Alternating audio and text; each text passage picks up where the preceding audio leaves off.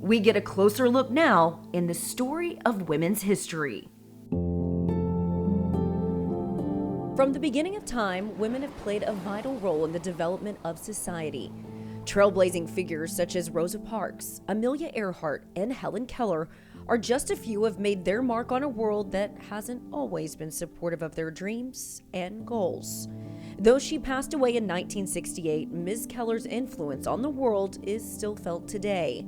In 1920, she helped form the American Civil Liberties Union, as she became one of the best-known advocates for those with disabilities. In the modern era, Temple Grandin has achieved similar notoriety for her work in the world of autism. As a highly functioning autistic woman, she has earned great respect for bringing much-needed insight to a complex affliction.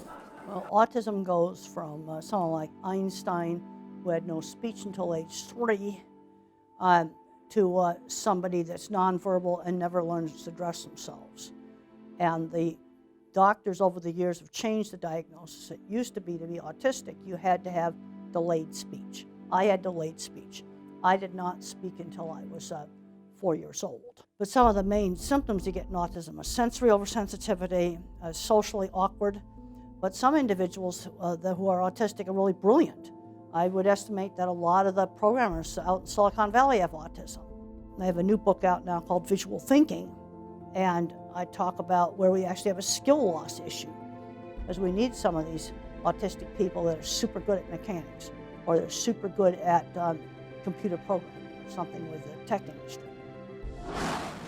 The world of space exploration has been predominantly a male-oriented field, but in 1953, Katherine Johnson began a remarkable 33-year career with NASA that went largely unnoticed until the film Hidden Figures was released in 2016. Her achievements in the space program included the vital calculations of trajectories, launch windows, and emergency return paths for the Project Mercury space flights. She was also an integral part of the team that allowed America to be the first to go to the moon. In 2015, she was formally recognized by President Obama with the Presidential Medal of Freedom. Her work in the space program inspired the first Latina astronaut to go to space. Ellen Ochoa grew up in Southern California with dreams of being an astronaut, which were first fulfilled in 1993 when she made history on a 9-day mission aboard the Space Shuttle Discovery. She, in turn, has paid it forward by encouraging a new generation to reach for the stars.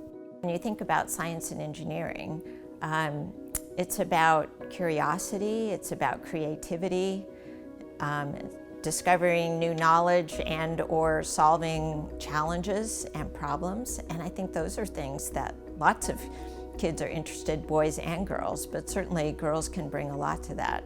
It's about working with a team. And one of the things I loved about working for NASA was it was an incredibly talented and dedicated team. And you had all these people working together for a common goal.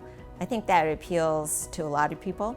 Hopefully young girls out there are thinking, yeah, that's something that I really like to do. I like to work with others and try to bring some benefit, solve a problem, or somehow make my community better. And I think that's what we get to do at NASA, and that's something they could absolutely grow up to do.